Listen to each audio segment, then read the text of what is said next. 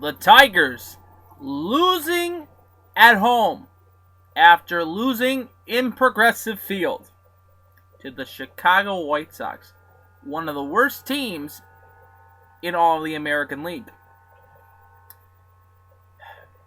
The Tribe having a day off before they head to Baltimore. The Mudhens tonight can show how horrible they are on national television. And we are the fifth line. The schedule is out. We're going to talk about that and so much more. So sit back, relax, get the popcorn, and if you got fajitas, get them ready. Because it's time for All Andy Alfred right here on Clay Fan 2-3. I've been listening to you, watching the same games you've been watching, but I have the nerve to say what's on my mind. It's time to listen. It's time to learn. It's time for All Andy Alfred. Oh, it's time.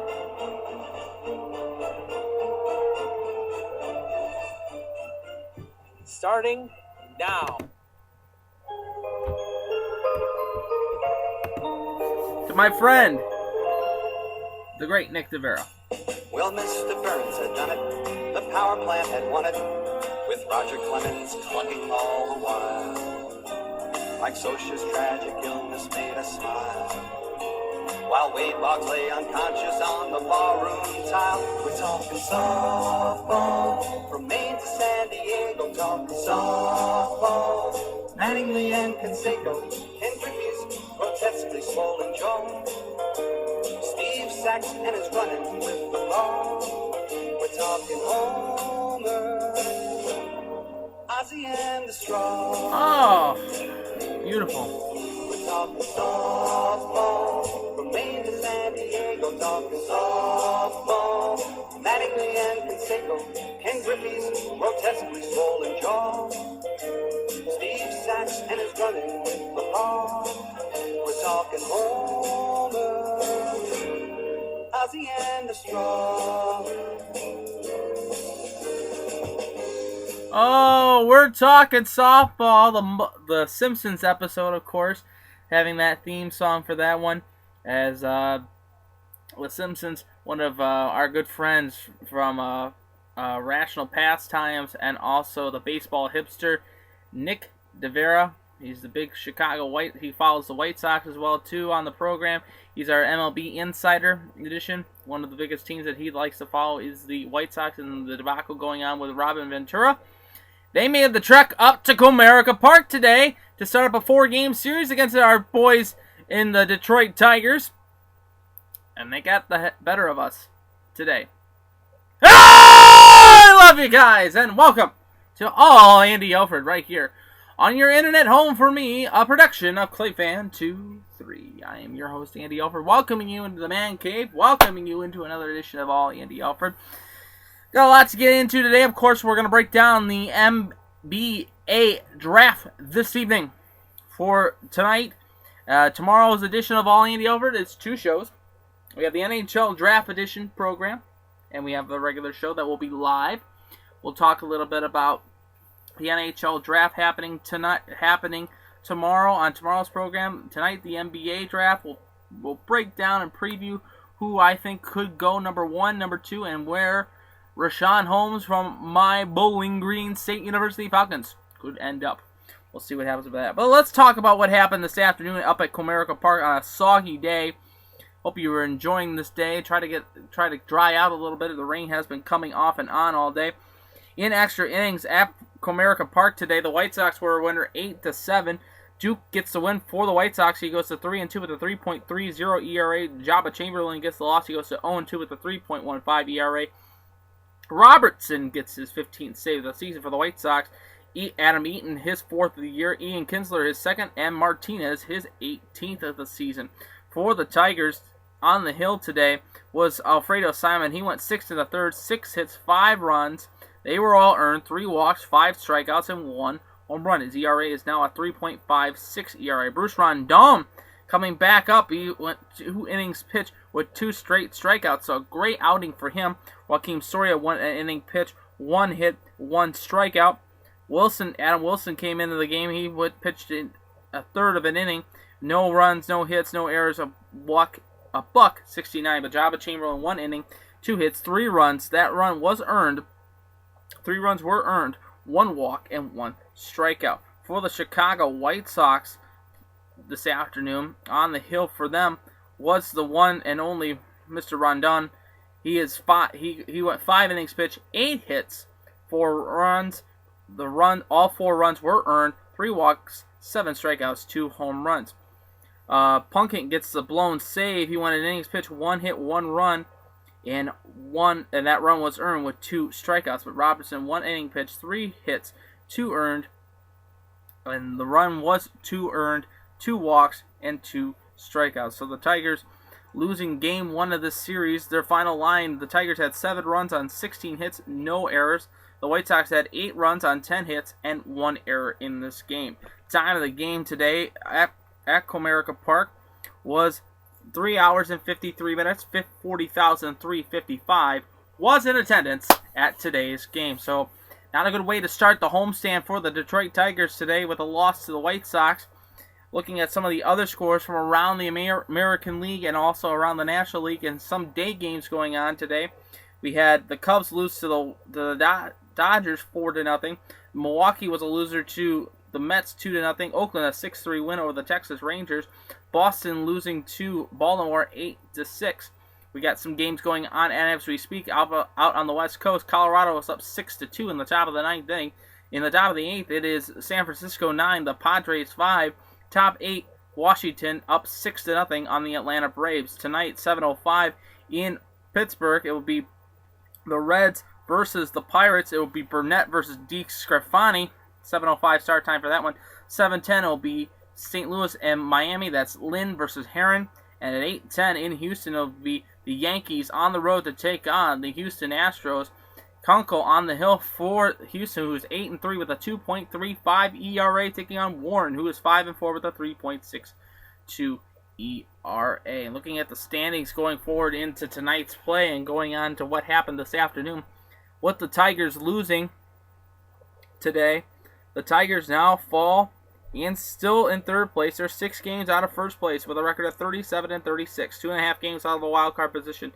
Minnesota's 39-33, 3.5 games out of 1st place. Kansas City still in 1st, 41-28. The Indians are idle today. They are 33-38, 9 games out of a 1st place bid, 5.5 out of the wild card position. And with the White Sox win today, they're now 32-40, 10.5 games out of 1st place. Well, now the Tigers will continue their homestand as they'll take on these White Sox. Here is these probables for Friday evening's game. It will be Anibal Sanchez on the hill, 7:08 start time for him. He'll take on Jose Quintana. It will be John Danks versus Kyle Ryan. Ryan coming into the game pitching on Saturday after coming in on relief work on Wednesday afternoon. And then the concluding game on Sunday, a great pitching matchup. Jeff Samardzija for the White Sox versus David Price, 1:08 start time. You can watch those games on Fox Sports Detroit. What's it, Fox Sports Ohio? But you can watch the Reds on Fox Sports Ohio. For the Indians have a day off today. They are on the road. They will head over to Baltimore and start a big 3-game series with the the Baltimore Orioles. A's. It's a long day, folks. Corey Kluber on the hill Friday night at 7:05. He will take on Wenhyu Chen. On Saturday, 7:15 start time, it will be Chris Tillman on the hill versus Cody Anderson. And Sunday at 1:35, it will be Ubaldo Jimenez taking on Trevor Bauer. I don't want no 35 start time for that one. And then the Indians hit the road. They'll take on the Tampa Bay Rays starting on Monday at Tropicana Field. Some notable games for this weekend to get yourself psyched up for, besides the Tigers taking on the White Sox and the Indians taking on the Baltimore Orioles. Texas is on the road to play Toronto, Washington, in Philadelphia. Atlanta's in Pittsburgh. Boston's in Tampa Bay. The Mets are hosting the Red Legs. The Dodgers are in Miami. The Minnesota Twins will take on the Milwaukee Brewers. The Cubs are in St. Louis. The Dodgers are, like I said, are in Miami. Arizona is in San Diego. Colorado in San Francisco. And the LA Angels will be hosting the Seattle Mariners. So a good series, good matchups coming forward this weekend in the world of baseball. As most of this is going to be interesting to see how the developments will happen going forward into the season, the rest of the season. We're getting closer and closer to the All-Star break. Is Miguel Cabrera worthy? Is Jason Gibness worthy? Your votes will decide. I've already casted my ballot, and when the ballots are finally closed, I will announce who I picked in the MLB All-Star Game. Well, can the Mud Hens take 2 of 3 against the Durham Bulls on national television tonight? Hold on. You're doing the same thing as I'm doing. National television? They're on national TV? Yes. They will be on national television tonight. It is a 7:05 start time at Durham Bulls Athletic Park. It will be the Mud Hens versus the Durham Bulls on CBS Sports Network. CBS Sports Network. You can find it on your Buckeye cable. It is channel 170. 170. They will have the game for you tonight. 7:05 start time in Durham. Here's the starting lineup for our Toledo Mud Hens. It'll be Xavier Avery leading off at playing center field. Dixon Machado batting second. He's at shortstop.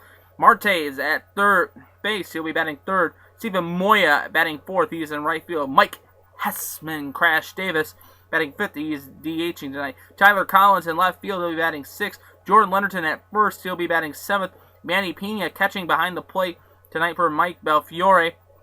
And Harris will be on the batting ninth. He's at second base. Belfiore on the hill tonight. He's 3-7 with a 5.90 ERA. For the Durham Bulls tonight, here's the starting lineup for the Bulls.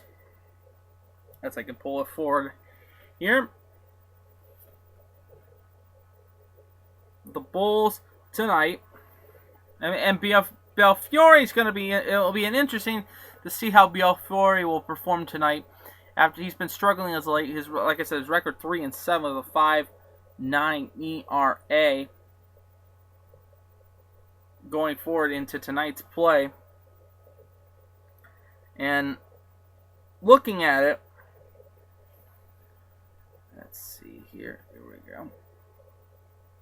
It will be Diamond on the hill for Durham. He's 7-3 with a 3.14 ERA. Brent at second base. He'll be leading off. Venez at left field. He'll be batting second. Moita at right field. He'll be batting third. Mantuk at center field. He'll be batting fourth. Arikbika at first base. Schaefer at third base, batting sixth. Dessa at DH. He'll be batting seventh. Melee at center at catching. He'll be batting 8th, and Lee at shortstop, he'll be batting 9th. Diamond on the hill, 7-3 with a 3.14 ERA. And then after tonight's game, the Mud Hens continue the road trip. They'll take on the Norfolk Tides. It will be Melville on the hill tomorrow night, 3-6 with a 5.49 ERA. He'll take on Guzman, who's making his first start with the Norfolk Tides. There'll be A.J. Green on the hill. He's 0-1 with a 3.86 ERA for the Mud Hens on Saturday evening. 7:05 start time for that. Matt Wright will start on the hill. He's 4-0 with a 2.35 ERA for the Tides. 7:05 start time for that one. And the concluding game on Sunday, Larry Parrish is not yet named a starter for that.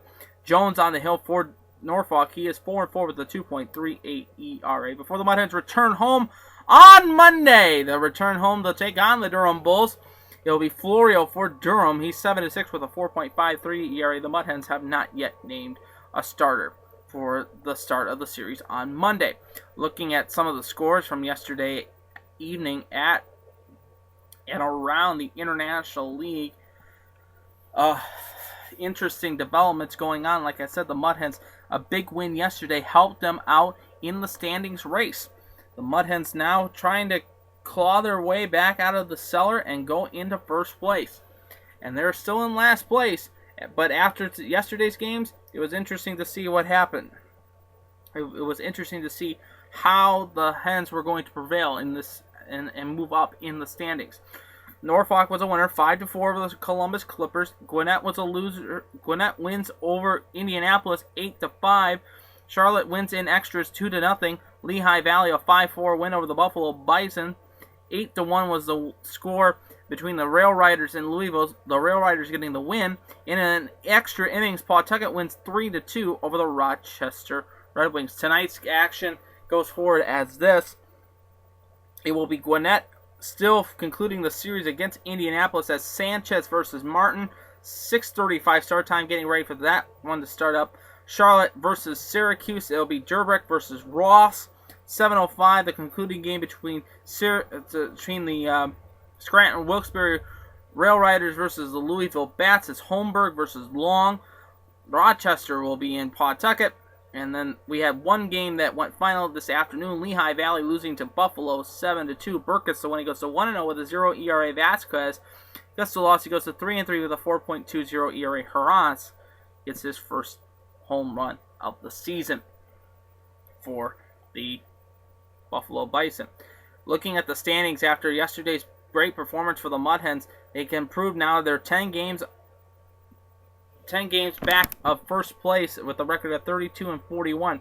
Louisville is 35-38, 7 games out of first place. Columbus is 39-35 after being swept by the Norfolk Tides.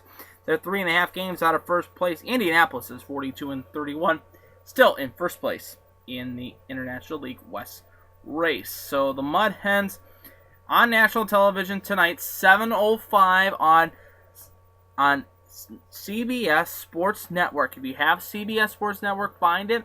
If you can't get it, go to a bar. It'll probably be on the bar channels tonight. There's not that much going on besides the NBA draft. And really, who cares about the NBA draft, honestly? I mean, the big draft is tomorrow night at the BBT Center in Florida with the NHL draft. But that's just me. That's just me. Today, is it October yet? Is it October yet? Because I got my Christmas present early. The 2015-2016 NHL season schedule was released today. And, of course, the Bridgestone Winter Classic this year will be at Gillette Stadium, and all the All-Star festivities will be happening in Nashville. And today, the banner raising ceremony in Chicago, and the new era in the Brooklyn's Barclays Center. It will be Wednesday, October 7th, the 4-game slate, highlighted by the hot Chicago Blackhawks, raising their 3rd championship banner in 6 seasons. They will take on the New York Rangers. The other 3 games of opening night will be Montreal versus Toronto at the Air Canada Center, and Vancouver taking on Calgary in a rematch of the 2015 first round. And the LA Kings play the San Jose Sharks at Staples Center. Shortly after the season over, the Blackhawks will help usher in a new era in New York Islanders hockey on Friday, October 9th. Between the two franchises becoming the first ever regular season game to be played at the Barclays Center in Brooklyn. That's where the Islanders will be at now. And then on New Year's Day, of course, the Boston Bruins will take on the Montreal Canadiens in the 2016 NHL Bridgestone Winter Classic in Gillette Stadium. Interesting to see how, if the Patriots make the playoffs, how they're going to transform that field. It will be interesting. 2016 Coors Light Stadium features will be featuring 2 games. On the 21st, it will be Minnesota hosting the Chicago Blackhawks at TFC Bank Stadium on the University of Minnesota campus. Following weekend, on Saturday, Colorado will make their debut as a regular season outdoor game when they play the Detroit Red Wings. The Red Wings again getting a game. Then what will sure be a furious stretch run will ensure it's the final day of the regular season when all 30 teams will take the ice on Saturday, April the 9th. Saturday, April the 9th, the Jackets take on the defending Stanley Cup champion, Chicago Blackhawks. You know where I'll be on April the 9th. But talking about the Jackets, let's take a look at their schedule for the 2015-2016 season, and we'll take a look at their schedule, and we'll briefly go over some games that I'm interested in seeing. Of course, the opener is October the 9th against the New York Rangers. we will be in Columbus on October 9th for the home opener for the Blue Jackets. Of course, the following week, the next night, they play the Rangers. And then on Monday, the 12th, they play the Buffalo Sabres at 3 p.m. It's a weird time for that game. 3 p.m. in Buffalo. Then the 14th, they'll play the Ottawa Senators. And then the 16th, another pilgrimage for yours truly, as the Blue Jackets take on the Toronto Maple Leafs. Of course, if you know my family, Mom's a Leaf fan. We'll be making the pilgrimage down to Nationwide for the one and only meeting at Nationwide for the Toronto Maple Leafs.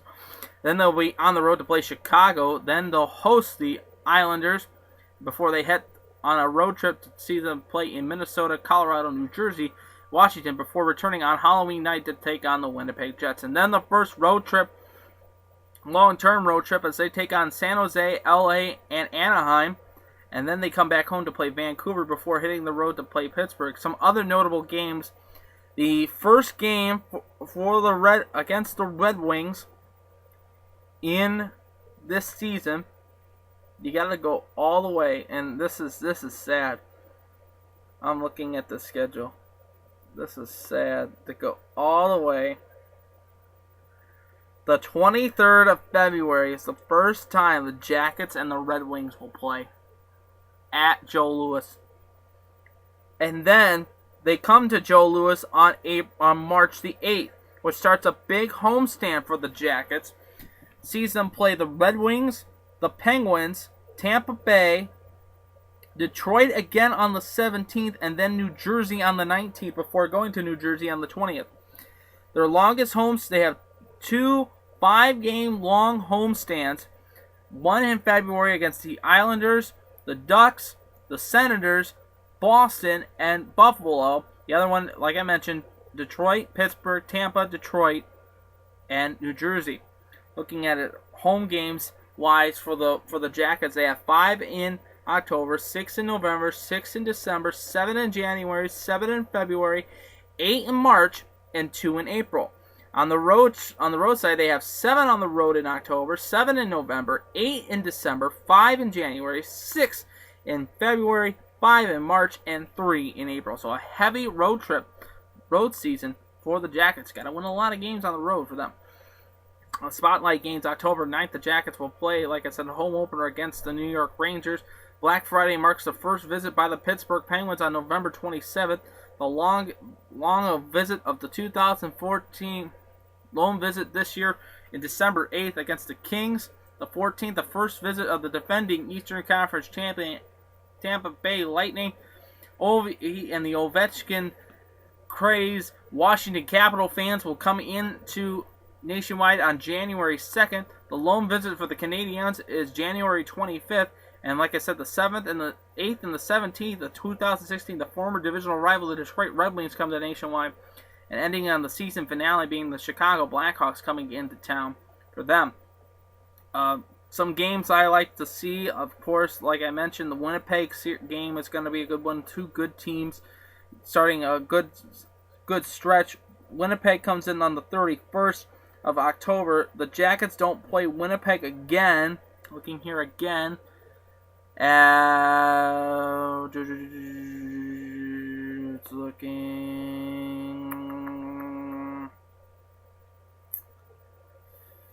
They don't play Winnipeg again until December 10th. That'll be a good game to watch on TSN. Let's see what happens. But the NHL season schedule has been announced. You can go to your favorite team's page and take a look at it. Tickets probably be going on sale once we get closer to the start of the season, probably toward mid-July, late August. And the preseason schedule has been announced as well, too. The Jackets will be playing Pittsburgh, St. Louis, and Minnesota, and Nashville. And on the road side, they'll be playing Pittsburgh, Nashville, and Buffalo. So those tickets are available now as we speak. Well, the NBA draft is happening this evening at the Barclays Center, where the New York Islanders will be playing their hockey games this upcoming year. And a lot of the mock drafts are starting to finally come out. And looks like D'Angelo Russell is going to go number 2, former from Ohio State, starting point guard and starting guard. He's 6'4", 195 out of the Ohio State Buckeyes, but it looks like Karl Anthony Towns will go number 1 to Minnesota. The Pistons are going to probably pick up Stanley Johnson, the starting forward out of Arizona. And then you also have Cleveland probably going to pick up Kelly Oubre from Kansas, 6'7", 205, starting forward from Kansas. The Bulls picking up probably going to be picking up Terry Rozier. This is my predictions in this draft. He's 190 pounds, 6'2", point guard from Louisville. And then trying to find out where Richaun Holmes will be going here.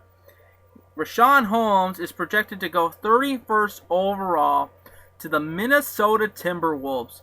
That's where I'm picking him too. I think he's at least a top 50 draft pick. The time I've seen him, he's 6'9", 245, power forward, great in the paint, can bring the house down with any dunk possible, and Minnesota's going to be so lucky to get him. So lucky to get him for such a good price. That's one of the only max schools one of the max school players that's going to be in the top 30 to be precise, to be drafted in this thing. Yeah, that's basically it. Michigan State's Travis Trice from Michigan State projected to go 46 overall to the Oklahoma City Thunder. The Ohio State, Duke, so Kentucky, Ohio State, Duke, and Duke are the top 4, and Arizona, 5 schools right there. But New York's going to probably pick somebody from the Congo. Orlando is going to go with somebody from Latvia. And Sacramento probably going to go with the Croatian by the name of Mario Hezon, 6'8", starting forward, 215. It'll be interesting to see how this draft will work out in the NBA. On tomorrow's edition of All Andy Alfred, we'll recap the NBA draft. We will preview the weekend that is in sports, including the big series between the Tigers and the White Sox, the Indians series against the Baltimore Orioles, and break down the Mud Hens series against the Norfolk Tides before they return home this weekend. And remember, tomorrow, the NHL draft edition of our program. In-depth analysis from yours truly. I've been studying and researching all this the past few nights. I'm ready to make my selections, and a surprise move I think the Jackets will make in the first round. That's going to wrap it up for All Andy Alfred today. I hope you enjoyed this program as much as I did. And, as always, go Tigers! Let's go Tribe! Let's go Hens! And we are the 5th line. That's going to wrap it up. I'm Andy Alfred. I hope you have a terrific day. And, as always, I'm pulling for you. We're all in this together. A game of life. And to the teams behind me. And to your team that you root for at home as well. Victory is sweetest when you have tasted defeat. Have a good evening, everybody. I'll see you tomorrow for another edition of All Andy Alfred, a live edition of All Andy Alfred, starting around 3:30, 4 o'clock. Till then, I'm Andy Alfred. I love you. Take me out with some BGSU fight song. For Richaun Holmes, tonight, gonna get drafted.